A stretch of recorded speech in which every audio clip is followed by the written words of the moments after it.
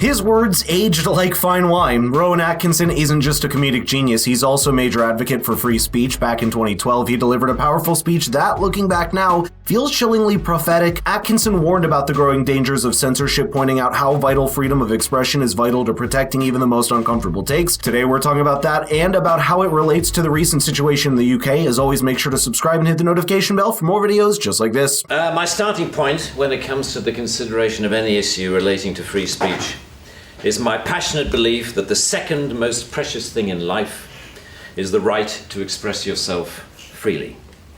The most precious thing in life, I think, is food in your mouth, and the third most precious is a roof over your head.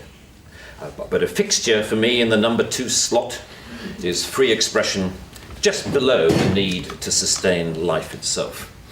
That is because I have enjoyed free expression in this country all my professional life, and fully expect to continue to do so. Personally, I suspect highly unlikely to be arrested for whatever laws exist to contain free expression because of the undoubtedly privileged position that is afforded to those of a high public profile. So my concerns are less for myself and more for those more vulnerable because of their lower profile.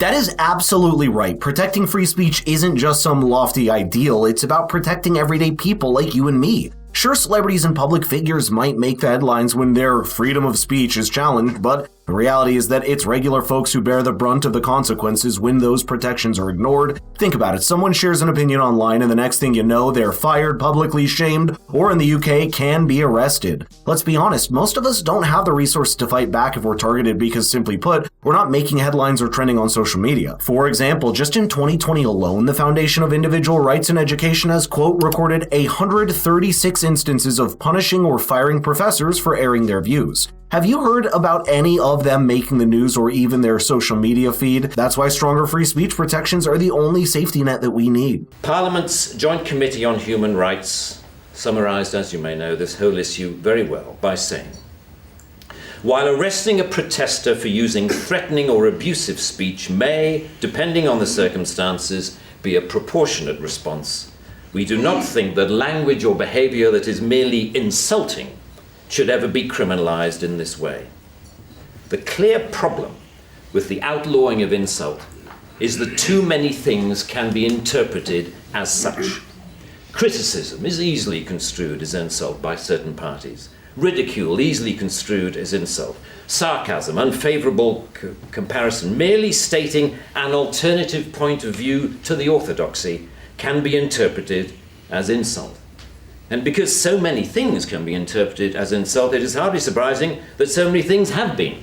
Offense and insult are such subjective concepts that trying to police speech based on them is a recipe for chaos. What one finds deeply offensive might be completely harmless or even amusing to someone else. So the real question becomes, who gets to decide what crosses the line? And that, my friends, is where things get tricky and dangerous. If we start limiting speech based on subjective feelings, we open the door for inconsistency and abuse. One day a joke about politics might be deemed offensive, the next a critique of a movie could be flagged as too harsh. The boundaries are ever shifting, and when the power to define offense lies in the hands of institutions, it becomes less about protecting people and more about controlling narratives. A society that values free speech understands that discomfort and disagreement are part of the deal. That doesn't mean endorsing hateful or harmful rhetoric, quite the opposite. It means recognizing that the alternative where speech is censored is far more dangerous, which is a point Atkinson expanded on in his usual elegant way. Although the law under discussion has been on the statute book for over 25 years, it is indicative of a culture that has taken hold of the programs of successive governments that, with the reasonable and well-intentioned ambition to contain obnoxious elements in society, has created a society of an extraordinarily authoritarian and controlling nature. It is what you might call the new intolerance, a new but intense desire to gag uncomfortable voices of dissent. I am not intolerant, say many people, say many softly spoken, highly educated, liberal-minded people. I'm only intolerant of intolerance. And people tend to nod sagely and say, oh yes, wise words, wise words. And yet if you think about this supposedly inarguable statement for longer than 5 seconds, you realize that all it is advocating is the replacement of one kind of intolerance with another.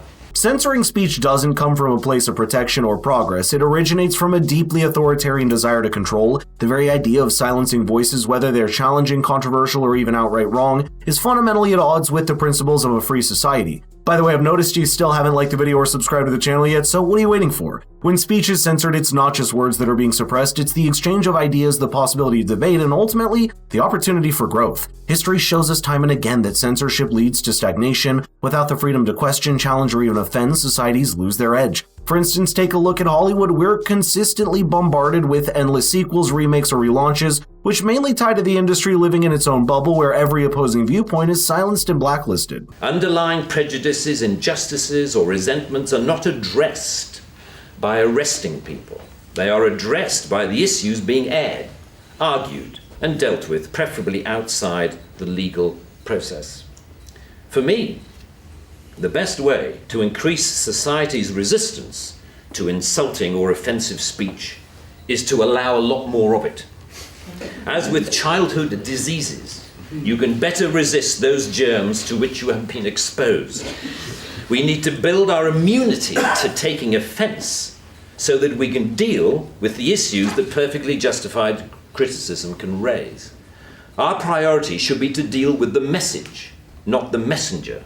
That is spot on. Limiting free expression isn't the answer when someone says something controversial or even downright offensive. It might seem like a quick fix or just shut people down, but it's a band-aid that doesn't solve anything. What we should focus on instead is anti-speech. Instead of silencing ideas, you meet them with better arguments, facts, and logic. Thing is, when you censor, you're basically telling people you're not allowed to think about this, which only makes them more curious, plus bad ideas don't disappear, they just go underground where they're harder to challenge. With anti-speech, bad ideas get dragged into the sunlight where they can be picked apart and dismantled. If the idea is weak, well, it'll crumble. If it holds up, maybe it's worth considering or at least talking about. This isn't just about being polite, it's about building something better. When we talk openly about ideas, we all get a say in what works for society. It's messy, sure, but progress always is. As I've told you, the speech dates back to 2012 and the social media was in its infancy back then, but Atkinson chillingly predicted what was going to happen with it over the next few years. They don't seem to need a real victim. They need only to make the judgment that somebody could have been offended if they had heard or read what has been said. The most ludicrous degree of latitude. The storms that surround Twitter and Facebook comment have raised some fascinating issues about free speech, which we haven't really yet come to terms with. Firstly, that we all have to take responsibility for what we say, which is quite a good lesson to learn.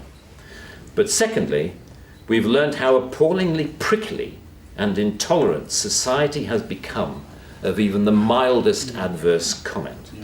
The law should not be aiding and abetting this new intolerance. I've got to say, it's not just society losing its patience with opposing views, governments are joining the club too, and it's becoming a serious issue. We've entered an era where laws are being passed to control what people can say online, and while that might claim it's about maintaining harmony or stopping misinformation, the reality often feels more like an effort to silence dissent. For instance, in the UK, an increasing number of people are being arrested for the crime of reposting things on their social media accounts, even if they do so while adding their own commentary. Stephen Parkinson, who's the director of public prosecution, states, quote, "We do have dedicated police officers who are scouring social media, their jobs to look for this material, and then follow up with identification, arrests, and so forth. Even VP candidate Tim Walz was toying with the idea of limiting people's ability to express themselves in the recent elections and thankfully lost. Otherwise, we'd be on the way to becoming a bigger version of the UK. But I'd love to know your thoughts here, so let's get the conversation rolling in the comments down below. And by the way, if you enjoyed this video, please share it with your friends. Thank you so much for watching, and I'll see you in the next one.